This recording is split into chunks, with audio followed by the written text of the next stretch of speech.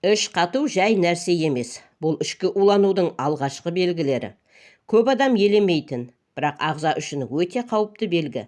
Себебі күніге ішек арқылы ағза қалдықтар мен уыттарды сыртқа шығарып отырмаса, олар ішекте қалып қайтадан қанға сіңіп, ішкі улану процесін, аутоинтоксикацияны бастайды.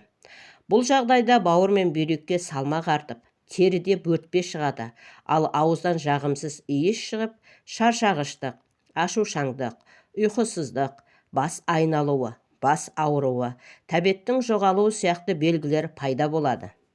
Іш қату көбіне дұрыс тамақтанбау, яғни талшықтың клетчатканың аз болуы, ақ нан, шұжық, тәттілер, фастфуд сияқты өңделген өнімдерді көп жеу, су ішпеу, отырықшы өмір салты, стресс пен гормондық бұзылыстар салдарынан пайда болады.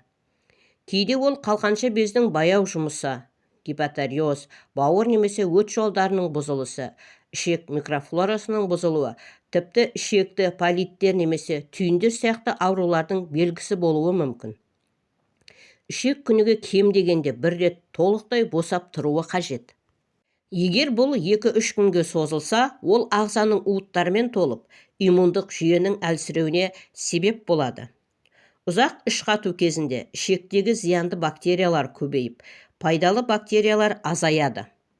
Бұл дисбактериозға және ішек қабынуына әкеледі. Бұған жол бермес үшін тағам рационына көкөніс, жеміс-жидектер, зығыр дәнін, қара өрік, сұлы жармасы, сәбіз, қызылша, айран, сондай-ақ таза суды қосу керек. Таңертең жылы су ішіп, физикалық белсенділікті арттыру маңызды. Кейбір жағдайларда ішті күнде кетіретін дәрілерге, ослабительныйге үйреніп қалу ішектің табиғи моторикасын мүлде әлсіретеді. Сондықтан табиғи жолмен реттеу ең тиімді әрі қауіпсіз тәсіл. Іш қатуды елемеу ұзақ мерзімді перспективада геморрой, ішектің түйілуі, ішек обыры сияқты өте ауыр ауруларға апарып соғуы мүмкін.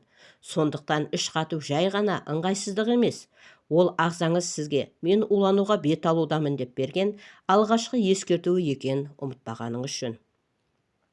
Міне құрметті көрермен, бүгінгі видеода біз сіздерге айтпағымыз өз ағзаңызды тыңдай біліңіздер демекпіз.